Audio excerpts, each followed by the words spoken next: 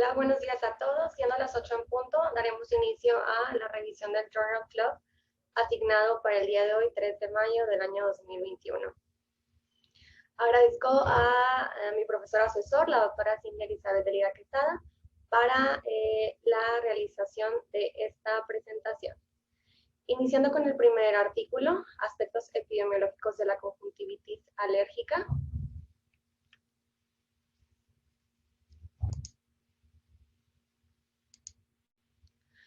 Este artículo fue publicado en la revista Allergology International con un factor de impacto de 4.806.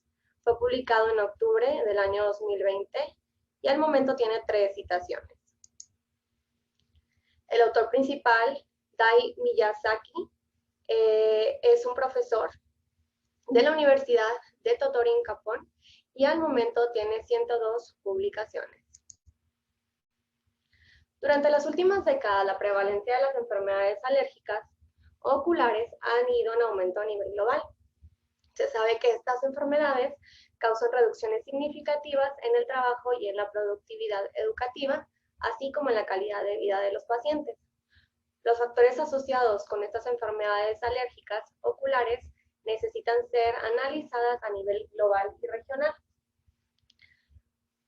Sin embargo, una gran cantidad de países o regiones permanecen al momento sin encuestarse.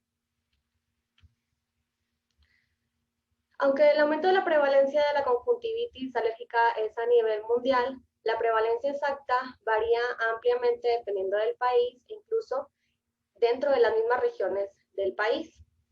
¿Okay? Esas variaciones parecen reflejar la naturaleza heterogénea de estas enfermedades y también las diferencias en la etnicidad, los alérgenos y los factores de riesgo ambientales. En este artículo revisaremos la información disponible al momento acerca de este tema. Asia es la región con mayor prevalencia en el mundo y específicamente Japón es el país que cuenta con mayor información respecto a esta enfermedad. Es importante saber que la clasificación de conjuntivitis alérgica se divide en varios subtipos, que son principalmente 4. Tenemos a la conjuntivitis alérgica estacional, la conjuntivitis alérgica perenne, la queratoconjuntivitis atópica y la conjuntivitis papilar gigante.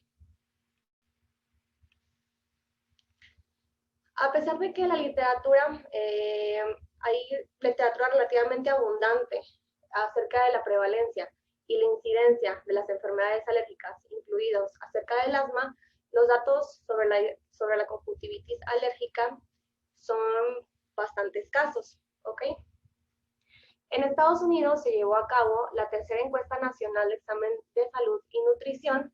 Esta fue llevada a cabo en los años de 1988 a 1994, en donde se reportó una prevalencia estimada de rinoconjuntivitis del 30%, ¿ok? Esto en una población de pacientes que tenían una edad por encima de los 17 años. Sobre todo, esto se vio reflejado, como podemos ver, en este grupo etario que pertenece a los individuos más jóvenes. Otro estudio con el que se cuenta es el Estudio Internacional del Asma y Alergias en la Infancia, específicamente hablando de la fase 3. Este estudio se llevó a cabo del 2002 al 2003, en donde 98 países fueron los que participaron, incluyendo el nuestro, y aquí se encontró una prevalencia del 14.6% en los grupos de edades de los 3 a los 14 años. Aquí se utilizó un cuestionario, que es el cuestionario del ISAC. Este estudio fue un estudio epidemiológico transversal multicéntrico, como podemos verlo, y fue diseñado para poder analizar la distribución geográfica y las tendencias temporales de las enfermedades alérgicas. Estos resultados nos proveen una primera imagen más clara y global de las enfermedades alérgicas, incluyendo la rinoconjuntivitis alérgica y su prevalencia con alta variabilidad dependiendo del país y las regiones del mismo. Como podemos ver, la mayor prevalencia fue observada sobre todo en el continente africano, seguido por Latinoamérica, y la más baja observada en el norte y en el este de Europa.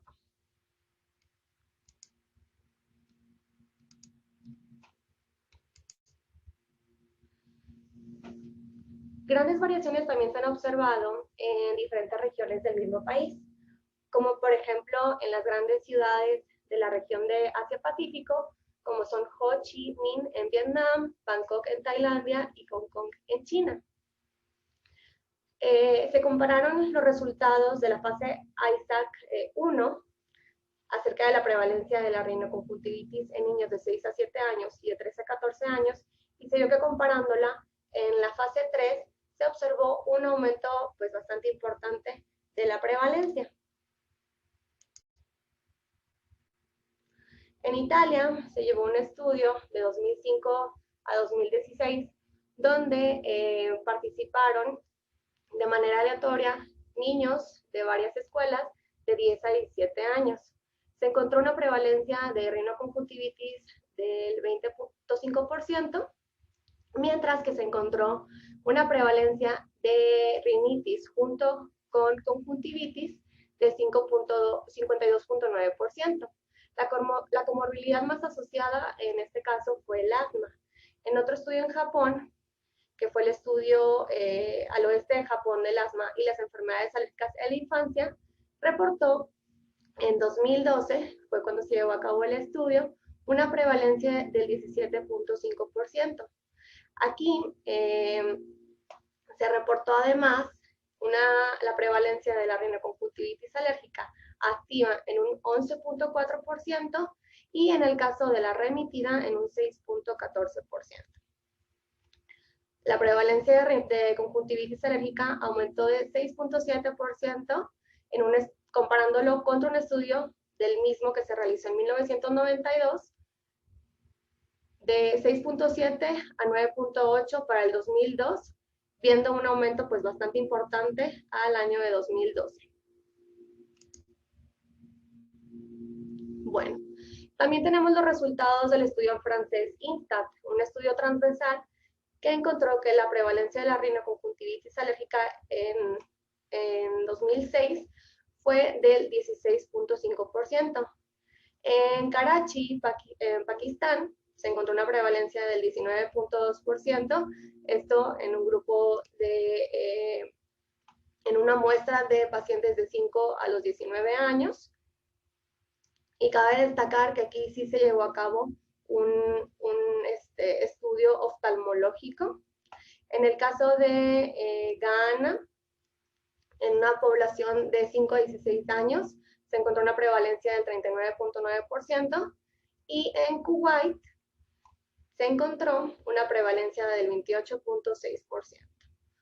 Como podemos ver, en África, pues obviamente son zonas en donde la prevalencia es debido que es mucho más alta. Bueno, cuando se utilizan los cuestionarios basados en síntomas, los subtipos de la conjuntivitis alérgica no van a ser diagnosticados con precisión y por lo tanto su prevalencia puede ser poco exacta o llegar hasta incluso ser incorrecta, ¿ok? Por lo tanto, en muchas ocasiones se requiere de una exploración oftalmológica para poder llegar a su correcto diagnóstico. La prevalencia de los subtipos va a depender de igual manera de la región y del diseño del estudio. Por ejemplo, en Japón se reportó la más alta prevalencia de la conjuntivitis alérgica estacional, con una prevalencia del 81.2%, mientras que en Italia se reportó el 55%. Hay que ser cuidadosos al interpretar estos resultados, ya que debido al diseño del estudio que llevaron, a menudo podemos llegar a una sobreestimación de lo mismo y que no nos aporte una prevalencia real. Muy bien. En Japón, en 2017, se realizó una encuesta por internet para oftalmólogos y sus familias con la finalidad de estimar la prevalencia de las enfermedades oculares alérgicas en la población en general. Se vio que para la conjuntivitis alérgica estacional se reportó una prevalencia del 45.4%, seguida de la conjuntivitis alérgica perenne con un 14%. ¿Ok? Geográficamente, la prevalencia de la conjuntivitis alérgica estacional y la rinitis alérgica es mucho más alta en la región central de Japón. En Japón, la conjuntivitis alérgica estacional es causada principalmente por el polen de cedro.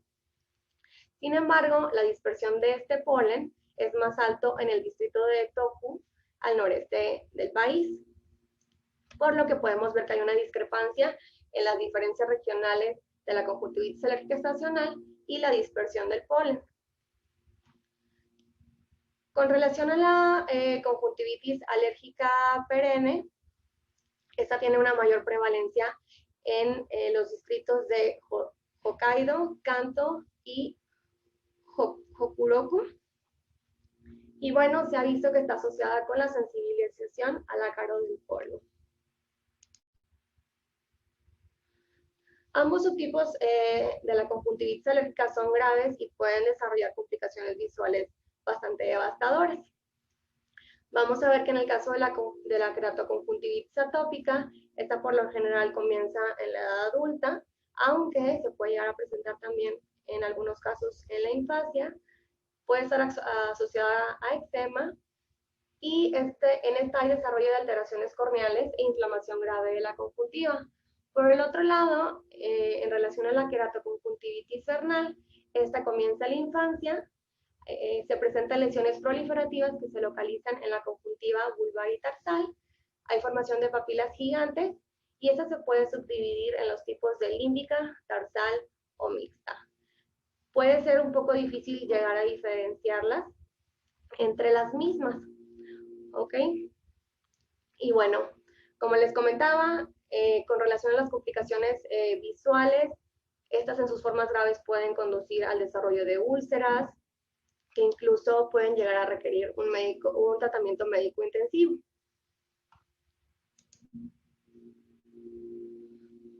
Muy bien. Basado en encuestas relacionadas a pacientes para medir la prevalencia de la queratoconjuntivitis atópica hibernal, en Tailandia, de 1998 al 2000, se reportó una prevalencia de la queratoconjuntivitis vernal del 10.6%, mientras una prevalencia menor de la queratoconjuntivitis atópica en un 4.7%. En Japón, de 2002 a 2003, que fue el tiempo donde se llevó el estudio, se reportó una prevalencia de queratoconjuntivitis vernal del 3.8% y con una prevalencia discretamente mayor de queratoconjuntivitis atópica. En Brasil, por ejemplo, se vio que ambos tipos de queratoconjuntivitis se reportaron con una prevalencia igual. ¿Ok? Y en Italia, de igual manera como vemos en Tailandia, pues predominó más la queratoconjuntivitis vernal que la queratoconjuntivitis atópica. A pesar de estos resultados, no sabemos si estas grandes variaciones que encontramos en la proporción de estas enfermedades pueden reflejar las prevalencias que realmente existen, debido a que estas estimaciones se derivan de diferentes años, de diferentes regiones encuestadas, y además que pudiese existir algún sesgo de muestreo con relación a la muestra que se estudió. Ok. La prevalencia de la queratoconjuntivitis vernal ha sido determinada en encuestas poblacionales, como ya lo vimos, y estas se han enfatizado o se han enfocado en valorar la gravedad de los signos y síntomas. Se ha encontrado que los hombres se ven mayormente afectados que las mujeres, que los nuevos episodios predominan sobre todo en sujetos jóvenes y que la mayor prevalencia con relación a los subtipos son en el tarsal y en el mixto. La prevalencia de la queratoconjuntivitis vernal varió también de manera importante dependiendo de las diferentes regiones del mundo. ¿Ok? Se vio que la prevalencia de la queratoconjuntivitis vernal presentó un aumento, sobre todo en sitios donde se presenta un clima seco o cálido y sobre todo en las regiones del Medio Oriente, Sudáfrica y África Central, y en los países del Mediterráneo. En un estudio, los estudios realizados en Etiopía, se vio que a través de los años, si vemos del 2008, reportándose una prevalencia del 5.2, seguía en 2005 del 5.8, al 2018 se ve un importante aumento de la prevalencia. Con relación en Europa, para estimar la prevalencia de estas enfermedades alérgicas oculares, se utilizó un cuestionario dirigido a oftalmólogos, en donde podemos ver que se llevó a cabo en Italia, Finlandia, Suecia, Países Bajos, Francia. Y aquí, como podemos ver, se reportan prevalencias pues realmente bajas, ¿ok? Habría que valorar si estos datos no están infraestimados, ¿ok? Esto debido a que pudiese ser y pudiésemos dar por hecho que se tomaron pacientes sintomáticos, pero que no tenían el diagnóstico y por lo tanto no fueron considerados, a menos que estos hayan recurrido con un oftalmólogo, si no, pues no hay manera de haberlos incluido en este estudio. En Japón, por otro lado, se realizó una encuesta basada en internet realizada para oftalmólogos y sus familias. ¿Ok? Se vio y se reportó una prevalencia de queratoconjuntivitis atópica del 5.3% y de la queratoconjuntivitis banal del 1.2%. Sobre todo en Tokio y en Osaka fue donde se encontraron mayores prevalencias de ambas. Y bueno, esta mayor prevalencia de la queratoconjuntivitis atópica hibernal no se limita únicamente a la conjuntivitis alérgica estacional o a la perenne. Esto sugiere que hay una influencia de factores comunes para las grandes ciudades sobre todo, incluidos los factores socioeconómicos o la contaminación del aire. ¿Ok? Con relación a los factores asociados con la prevalencia de alergia ocular y comorbilidad, el estudio ISAC identificó factores que impactan en la prevalencia de enfermedades alérgicas, incluida la rinoconjuntivitis, y propone los siguientes factores. Que los factores socioeconómicos, la dieta, la temperatura y el clima, así como la dispersión del polen son factores que influyen. ¿Ok? Con relación al clima y la temperatura, se vio que aumentaba su prevalencia, sobre todo en lugares con una ubicación latitudinal baja, una temperatura promedio anual alta y una humedad exterior anual baja. Pero, por otro lado, se vio un descenso de la prevalencia, sobre todo con relación en pacientes que llevaban dietas con un consumo de calorías a base de cereales, de arroz, de proteínas, en cuestión de nueces, almidón y dieta donde se incluyen también vegetales. Con relación al factor socioeconómico, el Producto Nacional Bruto per cápita se asoció de manera positiva con síntomas atópicos, pero no con rinoconjuntivitis en niños menores de 14 años. Por el contrario, la exposición al polen no se asoció de manera significativa con rinoconjuntivitis alérgica. Ok. Otro de los factores asociados que se ha estudiado es la asociación de las enfermedades alérgicas y la exposición a microorganismos. Se vio que un aumento en la tasa de notificación para tuberculosis se asoció de manera significativa con una disminución en la prevalencia de asma y rinoconjuntivitis. De esta manera se confirmó la validez de la hipótesis de la higiene. Es bien conocido que la asociación significativa de enfermedades alérgicas con la contaminación del aire. La contaminación del aire no solo va a agravar las enfermedades alérgicas, sino que también puede provocar la aparición en nuevos individuos. La contaminación, por ende, puede impactar la prevalencia global de las enfermedades alérgicas. La contaminación del aire se va a dividir según su estado físico en gaseosa o en particulada, así como aquella relacionada con el tráfico, que es la mezcla de estas mismas. Vamos a ver que de los gaseosos tenemos el dióxido de azufre, el monóxido de carbono, los óxidos de nitrógeno y el ozono. De los óxidos de nitrógeno tenemos al monóxido de nitrógeno y al dióxido de nitrógeno. Se ha visto que los agentes oxidantes, los óxidos de nitrógeno y el ozono, están estrechamente asociados a alergia, ¿ok? Estos ocasionan un daño a la superficie de la mucosa y promueven la entrada a alérgenos. Además, induce la inflamación neutrofílica y promueve la inducción de citocinas TH1 y TH2.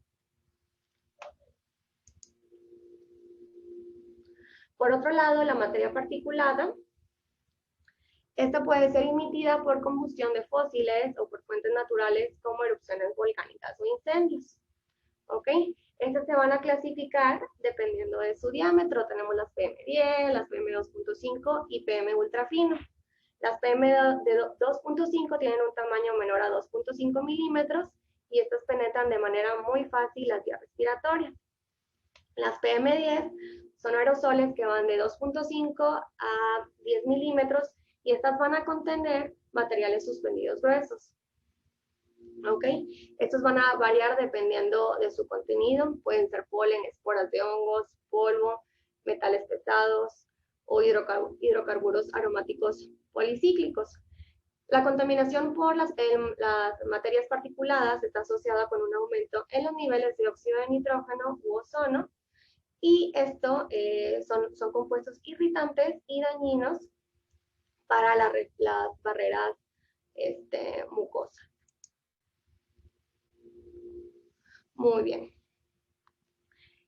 Con relación también a la prevalencia de enfermedades alérgicas y la contaminación del aire, se utilizó información analizada a partir de lo que se reportó en el estudio de ISAC fase 1. En esta se encontró que el nivel de PM10, que se estimó utilizando el modelo del Banco Mundial, fue evaluado para su asociación con enfermedades alérgicas, en donde no se mostraron asociaciones significativas con la prevalencia de dichas enfermedades. Por otro lado, un reciente metaanálisis incluyó múltiples estudios de cohortes de nacimiento, demostrando que el desarrollo del asma se asoció significativamente con exposición prenatal al dióxido de nitrógeno, la materia particulada de 2.5, 10 y las partículas de carbono. Como ya mencionamos, pues la contaminación ambiental puede inducir a agravar los síntomas de conjuntivitis. ¿Ok? Esto se ha demostrado por diversos estudios transversales, en donde se observó un aumento en las consultas asociado con un incremento en los contaminantes del aire. ¿Ok? Estos hallazgos se encontraron sobre todo en ciudades de países con prevalencia de conjuntivitis alérgica moderada alta, como lo son en Daegu, en Lombardía, Taiwán y en Tokio. En las primeras tres se encontró una asociación de la materia particulada con la presencia de conjuntivitis. En el caso de Taiwán se encontró una asociación con el dióxido de nitrógeno, el dióxido de azufre y el ozono. Y en Tokio se encontró una asociación significativa de la materia particulada de 2.5 con las consultas por conjuntivitis alérgica. Esto nos indica que la exacerbación aguda de los síntomas oculares se ve afectada por la contaminación ambiental. Sin embargo, no nos indica que de manera directa exista una asociación significativa con la prevalencia de la enfermedad. Muy bien. En estudios transversales llevados en África y Japón, se mostraron asociaciones significativas en la prevalencia de igual manera con los contaminantes ambientales, tomando en cuenta que en África y en Japón es donde se ha visto una mayor prevalencia de queratoconjuntivitis vernal. En Etiopía, en sujetos menores de 18 años, el uso del queroseno y leña para cocinar y la exposición al polvo se han asociado de manera significativa con la queratoconjuntivitis vernal. Otro estudio también demostró que la exposición al polvo y el contacto cercano con animales se asociaron también de manera significativa. Por otro lado, un estudio llevado en Japón demostró que los óxidos de nitrógeno y la materia particulada 10 estaban asociados de manera significativa, de igual manera con la prevalencia de la queratoconjuntivitis vernal. La queratoconjuntivitis atópica también fue asociada de manera significativa con los niveles de dióxido de nitrógeno y en el caso de la conjuntivitis alérgica estacional, se asoció con la materia particulada de 10 y además los oxidantes. Muy bien. Un estudio llevado en Francia, que se llama French Eden, fue una cohorte que se llevó en pacientes, incluyendo a las madres e hijos, y demostró que la exposición materna a la materia particulada 10 se asoció con una disminución de los CD4 y las células TCD25 en la sangre de cordón umbilical de los recién nacidos. Por lo tanto, la exposición a esta materia particulada posiblemente pueda asociarse con una disminución en la función reguladora de estos productos. Por otro lado, en un estudio sueco, el denominado BAMMEI, que fue una corte de nacimientos, demostró que la exposición a los óxidos de nitrógeno durante el primer año de vida estaba asociada con una mayor sensibilización al polen en años posteriores. Un metaanálisis de estudios de cohortes de nacimiento mostraron que la exposición en la primera infancia al PM25, pero no a los óxidos de nitrógeno, se asoció fuertemente con la sensibilización a aeroalérgenos al aire libre. En conjunto con esta información, podemos decir que los contaminantes del aire pueden afectar e impactar de manera global en las enfermedades alérgicas oculares. Y bueno, contamos con información epidemiológica en nuestro centro, ¿ok? Se llevó a cabo un estudio en donde se midió la incidencia del año 2015 al año 2020, ¿ok? Como podemos ver, en el año 2019 es donde se ve un mayor aumento en la frecuencia de las enfermedades de tipo rinoconjuntivitis alérgica. Esta fue encontrada sobre todo en el grupo etario de arriba de los 18 años, ¿ok? Y la asociación que se encontró con otro tipo de enfermedades alérgicas fue con el asma en un 14.7%. ¿Ok? Los alérgenos positivos más comunes que se demostraron a través de las pruebas cutáneas en estos pacientes en particular fueron paradermatofagoides, Sinodon y Fraxinus. Como conclusiones, la prevalencia de la conjuntivitis alérgica depende de la región del mundo y parece que esta va en aumento. La heterogeneidad puede explicarse no solo por la sensibilización a alérgenos, sino también por diferencias en la etnia, el clima, la dieta, los factores socioeconómicos y los tipos de contaminantes del aire. Entre las enfermedades alérgicas sistémicas, la rinitis alérgica es la que comúnmente se asocia con esta. El conocimiento global de la prevalencia de las enfermedades alérgicas oculares graves sigue siendo al momento escasa. Sin embargo, pues los reportes de regiones con alta prevalencia sugiere que el aumento de los contaminantes en el aire puede estar asociado junto con el aumento de la sensibilización. En cuanto a las conclusiones personales, la conjuntivitis alérgica es una enfermedad infradiagnosticada que impacta de manera significativa en la calidad de vida de los pacientes. Debido a su asociación con otras enfermedades alérgicas, es importante indagar acerca de la presencia de síntomas oculares de forma intencionada, ya que de esta manera es más factible que lleguemos a su diagnóstico. El conocimiento de los múltiples factores involucrados para su desarrollo es fundamental, y ante el panorama actual en donde la contaminación es un problema a nivel mundial, se espera que los casos de enfermedades alérgicas oculares vayan en gradual aumento. El segundo artículo a revisar, llamado Conjuntivitis papilar gigante, una revisión. Este fue publicado en la revista The Ocular Surface. Tiene un factor de impacto de 12.336. Fue publicado en julio del año 2020 y al momento no cuenta con alguna citación. La autora principal, Sarah E. Kenny, es una doctora egresada del Centro de Ciencias de la Salud de la Universidad de Texas en San Antonio. Actualmente es candidata a grado doctoral y cuenta con 4 publicaciones. Muy bien. La conjuntivitis papilar gigante fue descrita por primera vez por T.F. Spring en 1974. Esta se denomina como una enfermedad inflamatoria ocular que se caracteriza por la presencia de papilas gigantes localizadas en la conjuntiva tarsal superior. Originalmente, este término de papilas gigantes representaba cualquier papila de 1 milímetro o más de diámetro. Sin embargo, la literatura reciente considera a cualquier papila con un diámetro mayor o igual a 0.3 milímetros. ¿Ok? Vemos que esta se ha relacionado con el uso de lentes de contacto, queratopatía en banda, el uso de prótesis oculares, la presencia de pliegues esclerales expuestos y también en aquellos pacientes que se sometieron a cirugía de glaucoma y presentan bulas de filtración. La fisiopatología exacta de la conjuntivitis papilar gigante sigue sin comprenderse por completo y probablemente tenga una etiología multifactorial que implica respuestas inmunológicas a cuerpos extraños y manifestaciones clínicas que superan la inflamación fisiológica inducida por estos. ¿Ok?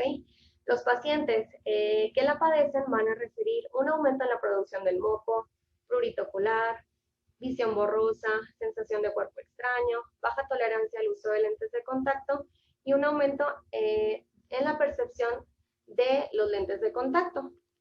¿Ok? Se ha visto que el uso de lentes de contacto es el principal desencadenante para esta enfermedad, siendo una complicación frecuente en estos pacientes.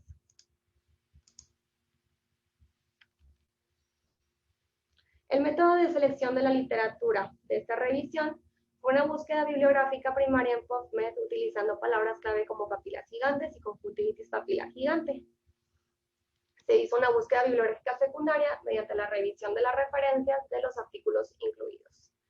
Además, se incluyeron artículos hasta diciembre del 2019. Este artículo nos proporciona una revisión completa de la literatura disponible al momento de la conjuntivitis papilar gigante, con énfasis en los hallazgos más recientes sobre esta condición. Con relación a la etiología, incidencia y factores de riesgo, la mayor parte de la información con la que disponemos al momento está relacionada con los usuarios de lentes de contacto, ¿ok? De hecho, su desarrollo debido a otras condiciones es bastante raro. La incidencia reportada de la conjuntivitis papilar gigante en usuarios de lentes de contacto varía ampliamente desde un 1.5% a un 47.5%. Y parece que está influenciada sobre todo con la frecuencia de reemplazo de los lentes de contacto, el tipo de lente de contacto, ya sea blando o rígido, aumento en el tiempo de uso, una mala higiene de los mismos, un tamaño inadecuado y un mal ajuste de estos. Santo Domingo Rubido y colaboradores encontraron que la conjuntivitis papilar gigante se desarrolló con menor frecuencia en aquellos pacientes que utilizan lentes de contacto de uso diario, con una prevalencia del 7.4%, y versus aquellos que utilizan lentes de contacto durante 30 días, con una mayor prevalencia. Poransky y Doshnik encontraron que la conjuntivitis papilar gigante en el 36% del grupo, que cambiaba sus lentes de contacto de manera mensual, y un 4.5% de los que cambiaban sus lentes de contacto con intervalos de cada 3 semanas o menos. Lustin y colaboradores mostraron que el cambio poco frecuente o irregular de los lentes de contacto, así como la pobre higiene, son dos factores de riesgo que van a predominar.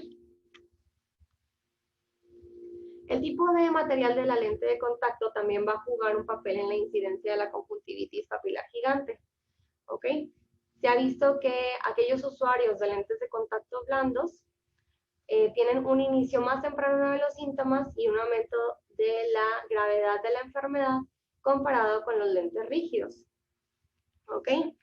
En el caso de los lentes de hidrogel de silicona y los lentes de hidrogel a base de hidroximetilacrilato, se ha visto una incidencia bastante similar, aunque en aquellos usuarios de lentes de hidrogel de silicona, por lo general se ve que se desarrolla una conjuntivitis papilar gigante localizada, mientras que en los de lentes de hidrogel a base de hidroximetilacrilato, una conjuntivitis papilar gigante generalizada. ¿Ok?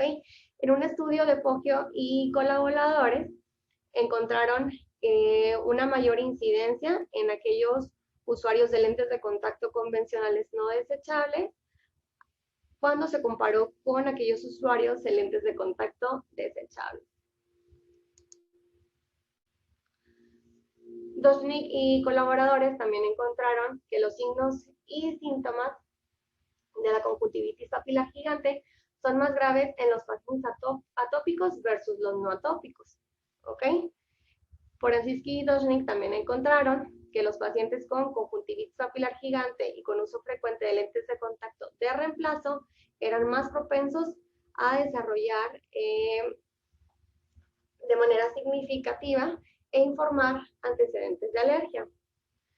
Otros autores también han notado una correlación entre la aparición de alergia estacional y la conjuntivitis papilar gigante. Y Tagliaferri y colaboradores estudiaron un grupo de pacientes que eran usuarios de lentes de contacto de forma continua, en donde ellos los utilizaban por un periodo máximo de 30 días, encontrando que el 25% de estos pacientes desarrollaron conjuntivitis papilar gigante y que se correlacionó con los picos estacionales de alérgenos ambientales. La fisiopatología exacta de la conjuntivitis papilar gigante permanece sin comprenderse por completo. Sin embargo, esta condición probablemente se desarrolle a partir de la combinación del trauma mecánico de la conjuntiva tarsal superior y desencadenando una respuesta inmunológica por la conjuntiva a los depósitos en la zona anterior de la superficie del lente de contacto con el posterior desarrollo de conjuntivitis papilar gigante. Esto implica reacciones de hipersensibilidad inmediata y tardía, lo que conlleva a una inflamación del tejido y mayor infiltración de células inflamatorias. Como lo hemos visto hasta este punto, la conjuntivitis papilar gigante ocurre con mayor frecuencia con el uso de lentes de contacto, aunque esta condición, como ya lo mencioné, también se puede presentar en otras circunstancias. ¿Ok? Como se ha postulado, la etiología de esta enfermedad es multifactorial e implica un trauma mecánico que es bastante importante para que se desencadene toda una cascada de reacciones inflamatorias. Muy bien. Alan Smith y colaboradores, con relación a la fisiopatología, postulan que hay una base inmunológica para esta. Esto basado en los hallazgos de mastocitos, eosinófilos y basófilos en el epitelio conjuntival, en donde se vio un mayor número de células plasmáticas, linfocitos y leucocitos polimorfonucleares en el estroma. Está aunado también con la demostración de niveles elevados de factores quimiotácticos en neutrófilos en las lágrimas y así como depósitos de inmunoglobulina M en los lentes de contacto. ¿Okay? Un estudio por Moschus y colaboradores demuestran que los niveles elevados de otaxina en las lágrimas se encuentra en las lágrimas de los pacientes sintomáticos con conjuntivitis papilar gigante.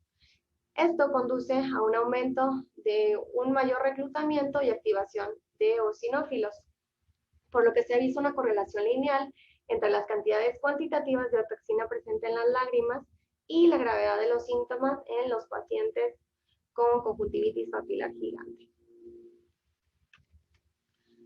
Los pacientes con conjuntivitis papilar gigante también muestran niveles aumentados de interleucinas, como la interleucina 2, interleucina 4, 6, 8 y 11, inmunoglobulina M, entre otras sustancias relacionadas, esto en el tejido conjuntival, así como en el examen de lágrimas. En pacientes con conjuntivitis papilar gigante bilateral con sintomatología ocular asimétrica, se encontró que la expresión de la inmunoglobulina E está aumentada en el ojo más sintomático. Además, se ha visto también una disminución del factor acelerador de la degradación. Este factor acelerador de la degradación normalmente inhibe la activación del complemento. Por ende, lo que se encuentra es que eso provoca un aumento en la activación del complemento en los pacientes afectados. Además, se ha visto una expresión elevada de leucotrieno C4 que se relaciona con exceso de producción de moco, edema, lesión conjuntival y formación papilar. Esto en pacientes con conjuntivitis papilar gigante inducida por los lentes de contacto blandos. Muy bien. Singo y colaboradores describieron la presencia de células M. Estas células M participan en la regulación positiva de las respuestas inmunes a través de la captación y transporte de antígenos. Estas células M las encontraron en el tejido linfoide asociado a la conjuntiva de papilas y folículos del tejido del tarso superior de los pacientes con esta enfermedad. La acumulación de proteínas de los residuos en la superficie anterior de la lente de contacto traumatizan la parte superior de la conjuntiva y perturban físicamente el epitelio, lo que resulta en una respuesta inmunológica.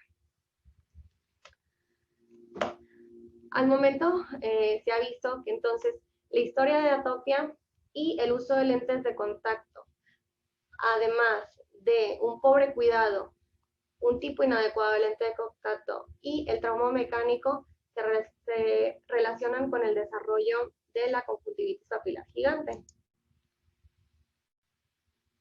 Con relación a los depósitos en los lentes de contacto, los depósitos proteínicos que se producen en la superficie anterior de la lente de contacto han sido implicados en inducir una respuesta inmunológica que da lugar a las manifestaciones clínicas de esta enfermedad. Fowler y Alan Smith examinaron los depósitos de lentes de contacto en pacientes que los usaban de forma continua durante un promedio de 8 meses y los comparó con aquellos que los limpiaban de manera regular durante al menos 6 meses. ¿Qué fue lo que encontraron? Que la cantidad y la complejidad de estos depósitos aumentaban a medida que se utilizaron durante tiempos más prolongados. Además, se encontró que en aquellos usuarios de lentes de contacto terapéuticos presentaban una capa mucho más gruesa y un depósito uniforme de depósitos comparado a aquellos pacientes que utilizaban únicamente lentes de contacto cosméticos y que se limpiaban de manera rutinaria. Esto parece estar relacionado con el tiempo de uso y la frecuencia del uso de los mismos. Lo que se ha encontrado también es que en usuarios sin la conjuntivitis papilar gigante, la proteína predominante fue la lisozima y en menoridad la inmunoglobulina A, la lactoferrina, la interleucina 6, la interleucina 8 y la inmunoglobulina E. Microscópicamente también se observa la presencia de un material espeso, parecido a un moco, en aquellos pacientes con y sin conjuntivitis papilar gigante después de 30 minutos de uso de los lentes de contacto. Otros autores midieron que la expresión de los niveles de lisozima, lactoferrina e inmunoglobulina en los depósitos de los pacientes con y sin conjuntivitis papilar gigante, sin realmente encontrar una diferencia estadísticamente significativa entre ambos grupos. Sin embargo, lo que sí se detectó fueron niveles mucho más altos de albúmina en los pacientes con la enfermedad y con uso prolongado de los lentes de contacto. Lo que se ha visto con relación a la lisozima es que sí hay una expresión similar en los pacientes con y sin conjuntivitis papilar gigante, pero en aquellos pacientes que sí tienen la enfermedad, la lisozima se encuentra desnaturalizada.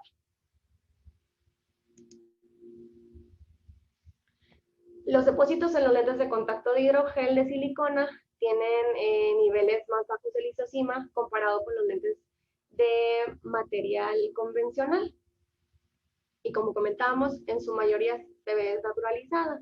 Un estudio reciente de Boone y colaboradores también evidenciaron que todos los lentes de contacto de hidrogel de silicona depositan proteínas con diferentes niveles de desnaturalización de esta lisozima.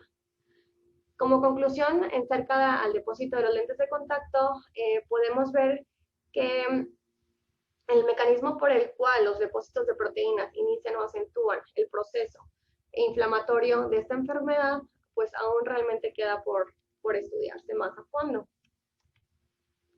Con relación a la histopatología, se ha visto que el epitelio se muestra engrosado, irregular, con presencia frecuente de erosiones.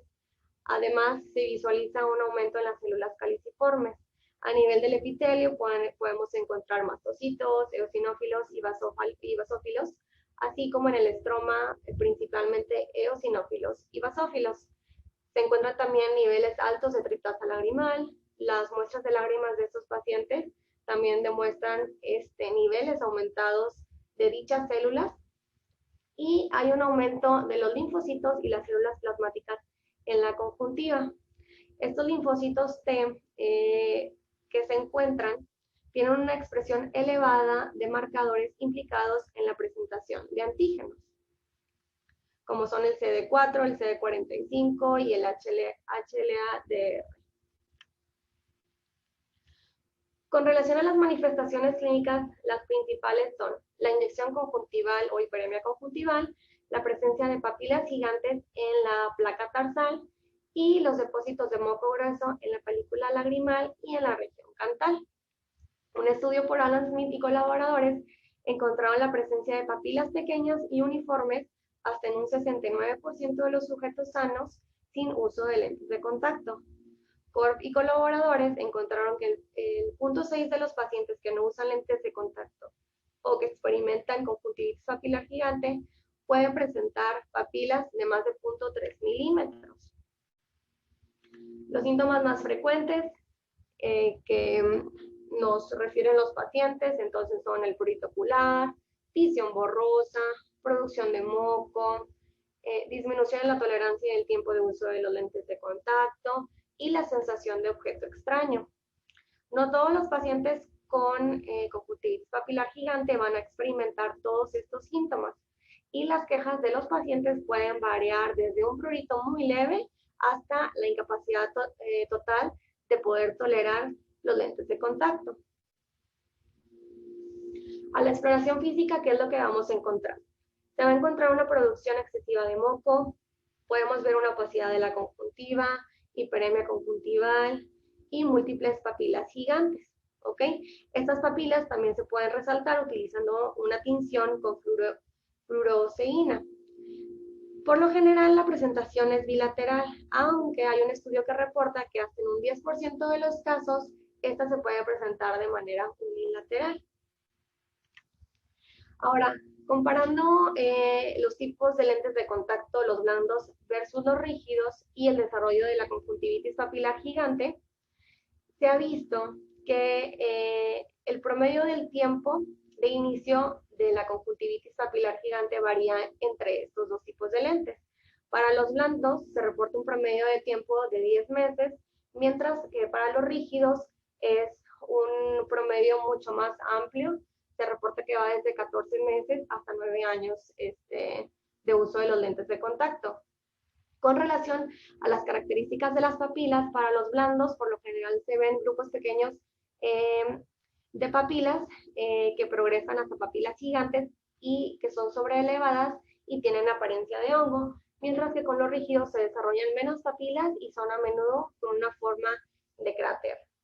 Con relación a la distribución de las papilas, para los blandos se ven sobre todo en la zona 1, que la zona 1 corresponde a la conjuntiva tarsal superior, y para los rígidos la distribución de las papilas se ve sobre todo en la zona 2 y 3, que es en el área central de la placa tarsal y a lo largo del párpado, a lo largo del borde del párpado. Doshnik y colaboradores nos hablan acerca de la gravedad de los síntomas y encontraron que hay síntomas mucho más graves en aquellos pacientes que usan lentes de contacto blandos. En los casos en donde la patología se atribuye directamente, ya sea a suturas expuestas, bulas de infiltración y queratopatía en banda, estas papilas se van a localizar sobre todo en la superficie en donde entra en contacto con la conjuntiva tarsal superior. Para la presentación se describen dos tipos de presentación, la presentación local y la general. La local va únicamente de una o dos zonas en donde están afectadas, y en la general hasta más de 2 zonas. Con relación a las complicaciones son raras, aunque 2 reportes de caso en pacientes pediátricos se reporta que estos presentaron tosis asociada a síntomas de conjuntivitis papilar gigante que resolvieron tras la suspensión de los lentes de contacto. Otros autores postulan que la ptosis podía ser causada por el edema que resulta de la manipulación y la presión ejercida en los párpados durante la colocación y el retiro de los lentes de contacto. Y en casos más severos de conjuntivitis papilar gigante, se puede llegar a presentar ruptura del epitelio corneal superior. Con relación a la prevención y el tratamiento, a pesar de la introducción y la adopción del uso de lentes de contacto de forma diaria, esta enfermedad sigue siendo una razón para que los pacientes hagan su uso. No puede ser. El primer paso va a ser suspenderlos de manera temporal o, en dado caso que esté asociada a un objeto extraño como lo son suturas, cartilajes esclerales. Pero es que ella pertenece a ella no puede dar No lo podemos tener como ingresos. Es importante también descontinuar su uso de 2 a 4 semanas o hasta que los signos y síntomas resuelvan. muy mal. Un uso de lentes de contacto blandos desechables diarios o lentes de contacto blandos que sean reemplazados con una mayor frecuencia de 1 a 2 semanas. En el caso de pacientes con historia de atopia, los lentes de contacto blandos desechables diarios son los que más se recomiendan. Esto debido a que hay una menor exposición de alérgenos potenciales en los productos de limpieza. Stowski y colaboradores recomiendan un enfoque diferente. Para el caso de la conjuntivitis papilar gigante local, se recomienda continuar su uso de los lentes de contacto siempre y cuando se prescriban un nuevo par de lentes del mismo tipo o de un tipo diferente. Si persisten los síntomas o estos recurren, se deben de prescribir lentes de contacto blandos desechables diarios o que sean reemplazados con una mayor frecuencia. Para el caso de la conjuntivitis papilar gigante general, se recomienda la suspensión total de estos hasta que no se resuelvan los síntomas y hasta que no disminuyan las papilas en tamaño y en intensidad. Si no es posible cambiar a un reemplazo mucho más frecuente de los lentes de contacto debido a los costos, la higiene adecuada de los lentes de contacto va a ser algo de suma importancia, ¿ok? Por lo que Doshnik y colaboradores nos van a recomendar una limpieza diaria con peróxido de hidrógeno y solución salina sin preservadores, realizar una limpieza enzimática cada 1 a 2 veces por semana en lentes de contacto que sean reemplazados en intervalos mayores a 2 semanas. Además, se ha visto en un grupo de pacientes con conjuntivitis papilar gigante que continuaron usando lentes de contacto y cambiaron su régimen de limpieza, solo la mitad de ellos lograron continuar usándolos a largo plazo. El tratamiento antialérgico puede ser utilizado durante el periodo donde se suspende el uso de los lentes de contacto. Tenemos a los antihistamínicos, los estabilizadores de mastocitos y los agentes de acción dual. Hablando de los estabilizadores de mastocitos, tenemos al cromoglicato de sodio tópico y la combinación de este con una higiene adecuada son efectivos para el tratamiento de esta enfermedad. Meisler y colaboradores encontraron que el cromoglicato de sodio es efectivo para el tratamiento de los síntomas, así como para reducir el tamaño y la prominencia de las papilas. La lodoxamida también ha demostrado reducir de manera significativa los niveles de leucotrienos B4 y C4 en pacientes con conjuntivitis papilar asociada al uso de prótesis ocular. Faggi y colaboradores encontraron que resulta ser mucho más efectiva la lodoxamida comparada que el cromoglicato de sodio, ya que esta actúa mucho más rápido. Con relación a los esteroides tópicos, pues esta es otra opción terapéutica y se utiliza solamente en caso de síntomas refractarios o en casos graves. 2 estudios han examinado la seguridad y la eficacia del etabonato de loteprendol al 0.5% con aplicaciones de 4 veces al día por 6 semanas. Esos encontraron que hay una mejoría de manera significativa del prurito ocular, la tolerancia de los lentes de contacto, así como la disminución de la magnitud de las papilas. En un estudio aleatorizado, doble ciego, estos autores compararon la eficacia de la olopatadina y la fluorometolona para el tratamiento de la conjuntivitis papilar gigante leve a moderada. Estos pacientes recibieron durante 8 semanas tratamiento 2 veces al día con olopatadina al 1%, fluorometolona al 1% o la combinación de estos. Se encontró que la combinación de estos fármacos fue inicialmente más efectiva que su uso de manera individual. Los 3 grupos demostraron también una mejoría comparable de la hiperemia, el prurito ocular, el lagrimeo y la tolerancia a los lentes de contacto. Con relación a los AINES, son otra opción terapéutica para la reducción de las prostaglandinas. Varios estudios han demostrado que estas son eficaces para reducir la inyección conjuntival y el prurito ocular en los individuos con afección alérgica ocular, incluyendo la conjuntivitis papilar gigante.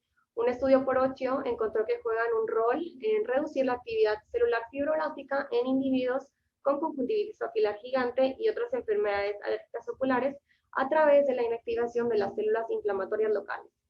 Estas pueden ser utilizados en conjunto con los esteroides, sobre todo en aquellos pacientes que tengan una conjuntivitis papilar gigante descontrolada, o puede ser una alternativa para aquellos pacientes que por cuestiones de los efectos adversos de los esteroides, en este caso de la presión intraocular, no pueda ser utilizado. En los casos refractarios, se puede optar por terapia inmunomoduladora. Quimones y colaboradores reportaron que en un caso de conjuntivitis papilar gigante refractaria, se resolvió posterior al uso de tacrolimus al 0.03% en pomada.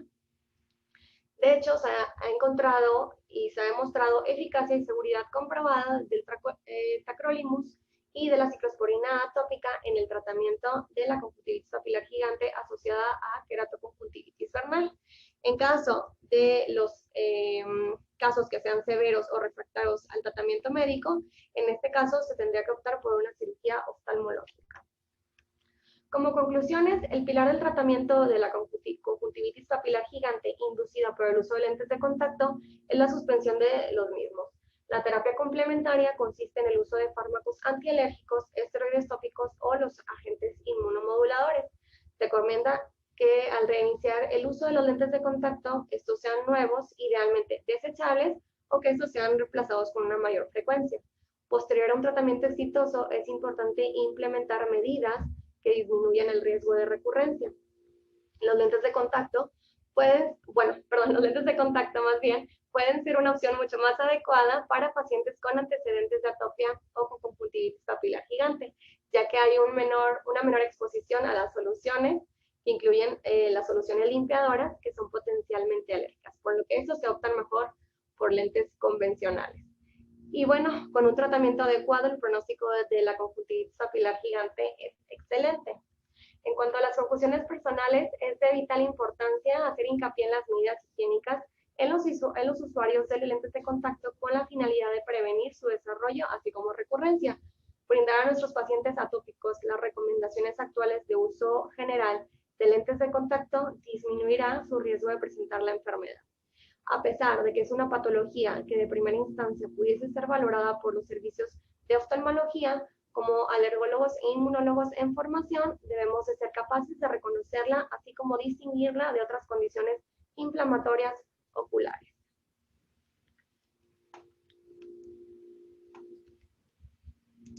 Y sería todo por mi parte.